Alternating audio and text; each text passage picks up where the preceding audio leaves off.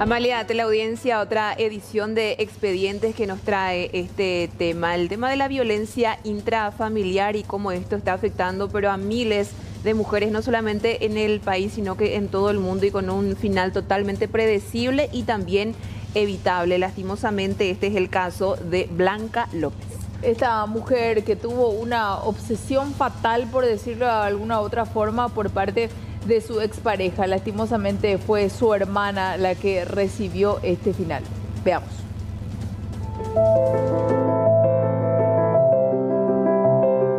Blanca Edith López e Isaías Bogado González se conocieron en el año 1998.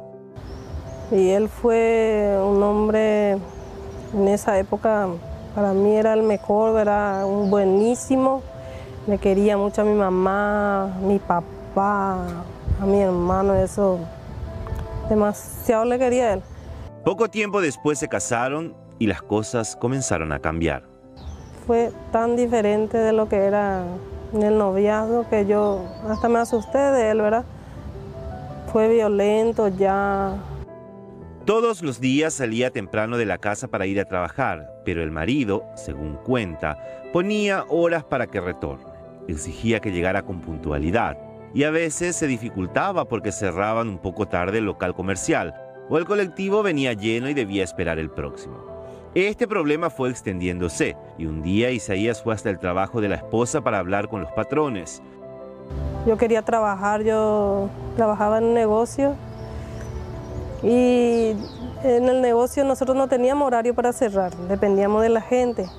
Y yo estaba recién casada, ¿verdad? Y él me ponía la hora que tenía que llegar a las 6 de la tarde, en punto, 6:00 tenía que llegar. Se enojaba por todo, por hablar con excompañeros, hasta porque la mamá le llevaba para la cena los días en que llegaba muy cansada a la casa, según cuenta Blanca.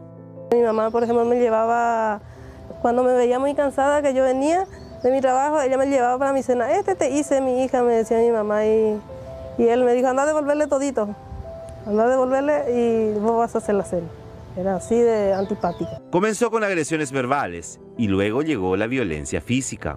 Ahí nos discutimos y entonces yo le dije, si me tocas, yo te denuncio. Y ahí él me empujó encima de una silla y se rompió la silla. Y me dijo, ¿qué es lo que vos vas a hacer? Vos no me haces denunciar, me dejas hablar todo al pedo. Y el lunes yo ya me fui a denunciarle. El primero pasó en medio de peleas, lo que le llevó a tomar la decisión de no tener más hijos. Pasó el tiempo y las cosas se normalizaron. Volvió a embarazarse y la situación se complicó nuevamente. Yo tenía que ir de acá, por ejemplo, hasta la ruta. Cuando llovía tenía que irme a pie para agarrar un colectivo para irme a mi trabajo y era de madrugada porque mi hora a las 4 de la mañana. Y él me pasaba con el auto, él se iba a trabajar por el camino y no me alzaba. Así era. Con el paso de los años, Blanca abrió su propio local, donde se dedicaba a la venta. Constantemente viajaba de un lugar a otro. En este tiempo terminó descubriendo una supuesta infidelidad de Isaías, lo que la llevó a tomar la decisión de terminar definitivamente la relación. Yo vine a decirle en su trabajo que yo iba a abandonar la casa. Y puse la denuncia en la comisaría que yo abandonaba la casa. Desde el 20 de agosto él empezó a acosarnos, a mi mamá, a mi hermana y a mí.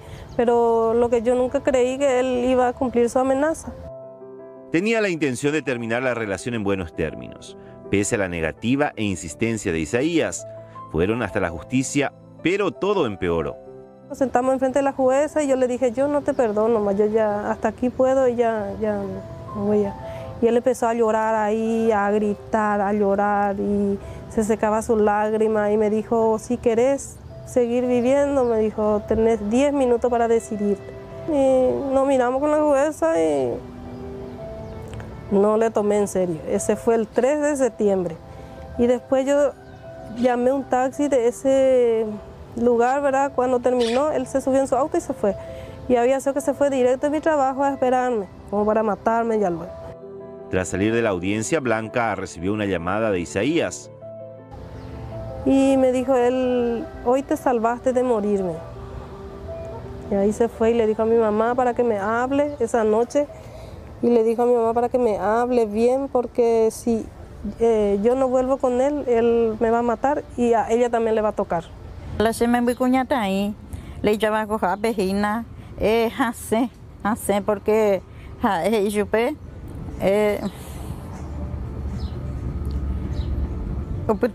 la mitad, a la negocio, ahí botado cuida poner la mitad, porque de su hermana hace oro viajata.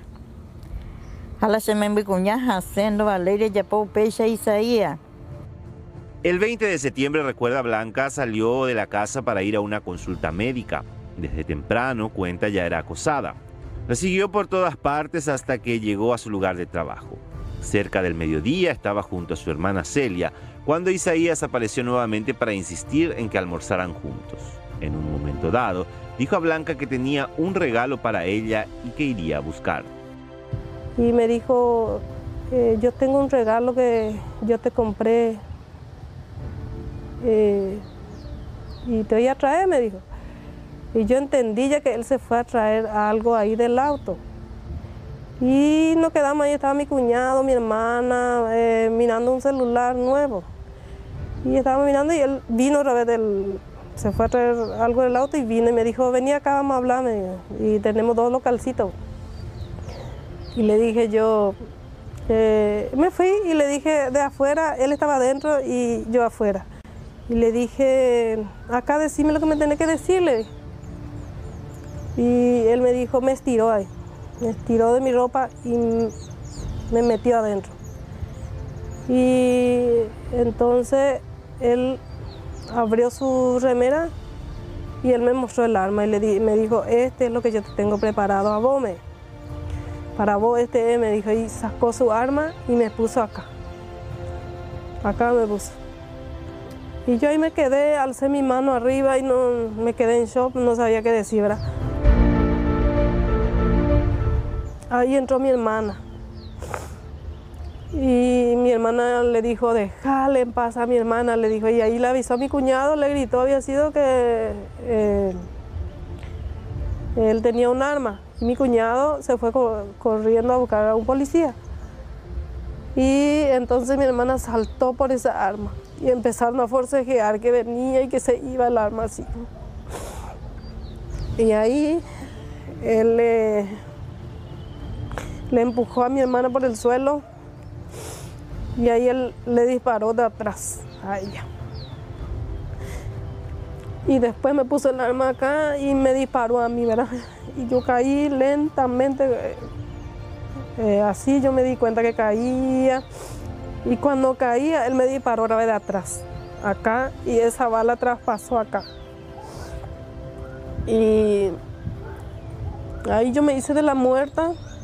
Blanca fingió estar muerta hasta que lo vio salir. Yo salí sangrienta, así, todito con sangre, y entonces le dije, no podía hablar más de la bala que tenía en mi cuello, y le dije a ellos, mi hermana, le dije, y hay una que era amiga de mi hermana, me abrazó y yo le dije mi hermana y él escuchó otra vez. Él escuchó, él ya se estaba bajando ahí. Él escuchó que yo estaba viva y entonces él subió otra vez por la escalera. Y a él le sobraba una bala. Vino un vecino y le tiró con una butaca. Escuché unos cuantos disparos, entonces como todos gritaban, entré a ver qué es lo que pasaba en la galería. Y al entrar ahí, visto que el señor salía con el arma de fuego de adentro del local y empezó a huir por la escalera. Y después creo que se dio vuelta como para venir de vuelta. Y entonces encontré una butaca en el camino y la arrojé yo. Y entonces él en el entonces pegó la vuelta y se metió dentro del auto y huyó. Ambas fueron auxiliadas y llevadas a un hospital. Luego fueron trasladadas hasta Asunción. Blanca fue internada en IPS y Celia en emergencias médicas. Y después cuando llegamos al hospital, ahí llegó mi hermana también. Y nos metieron en el primer auxilio. A mí me metieron en una parte y mi hermana estaba al otro lado. Y cuando yo le miré a ella, lo último que vi que se le cayó su mano así. Y de inmediato a ella le trasladaron en Asunción. Blanca preguntaba constantemente sobre el estado de salud de Celia. Yo le dije a los doctores, estaba como 7 o 8 doctores ahí rodeados. Yo le dije, yo quiero saber noticias de mi hermana, cómo ella está, le dije. Y ahí ellos me dijeron, vos preocupate por tu vida y tenés 2 hijos, me dijo el doctor, y no vaya a pensar en nada, tu hermana está muy bien, me dijo. Y ahí me durmieron y me operaron. El 23 de septiembre, Celia, de 25 años, falleció. Era las 11 de la mañana que había fallecido ya ella, y entonces ellos le dijeron a los doctores si ellos me podían decir a mí, y los doctores le dijeron no, a ella no se le puede decir nada. 12 días estuve internada y yo le preguntaba a mi mamá por mi hermana, ¿dónde está ella? Y ella me dijo, ella ya está bien, ella ya regresó, me dijo, ya está acá, ya vino acá, y así me hablaban ellos, ¿verdad? Y estaban toditas en la casa de mamá cuando yo llegué, y yo dije, ¿por qué tanta gente hay? Ahí ellos me contaron que mi hermana había fallecido. Blanca carga con la culpa por la muerte de la hermana. Y yo me sentí tan culpable de lo que pasó, ¿verdad? Porque yo le tuve lástima a él y yo le tenía que meter preso antes de que pase la cosa, ¿verdad? Isaías Bogado González fue detenido, imputado, acusado, y pese a que Blanca esperaba una pena bien elevada, el tribunal de sentencia terminó condenándolo a tan solo 17 años de cárcel. Yo me quedé re decepcionada de la justicia porque yo realmente esperé 35 años, porque él no es que al instante hizo lo que tenía que hacer. Él planeó un mes antes cómo hacer la cosa. Él tenía planeado esto, no es que le salió de así nomás para hacer. Pero la condena que recibió Isaías no fue suficiente para evitar el acoso. Cuenta Blanca que estando privado de su libertad, envía todo el tiempo mensajes a la mujer desde la cárcel. Yo le considero un tipo psicópata porque él, por ejemplo, viene y le manda a gente acá para que le envíe regalo a mi hija y eso, ¿verdad? Gente desconocida viene. Y por ejemplo, el lugar donde yo estoy es un lugar muy peligroso. No hay vecino que a mí me pueda ayudar si me va a pasar algo, ¿verdad? Un día Blanca no aguantó y fue hasta el penal a denunciar los acosos ante las autoridades penitenciarias de Encarnación. 20 días le mandó en aislamiento. Y desde ahí yo descansé de él, que a mí me envíe mensaje, pero él le acosa a mi hija, por ejemplo. Le dice a mi hija, por ejemplo, que cuando él sale que nosotros vamos a estar todos unidos otra vez la familia. Pese a que Isaías tiene una condena, sigue teniendo mucho miedo. Tengo miedo de él. Tengo miedo y yo digo que no me va a pasar más como me pasó, ¿verdad? Porque yo digo que voy a estar preparada ya si por ahí él viene y me quiere hacer daño. Hasta hoy Blanca sigue peleando ante la justicia para desvincularse totalmente de Isaías. Yo lo que quiero es divorciarme de él, ¿verdad? Para estar tranquila. Y él, por ejemplo, pide de todo de otra vez de nosotros. Pide la casa, pide el auto, pide el lugar donde nosotros con mi hijo trabajamos y donde yo le doy de comer a mi hijo, ¿verdad? Blanca asegura que Isaías le sacó la vida a su hermana Celia y ahora pretende sacarle todo lo que construyó con el fruto de su esfuerzo. Yo le pido a la justicia que me ayude para ver mi caso, a ver qué se puede hacer y para que no me quiten todo.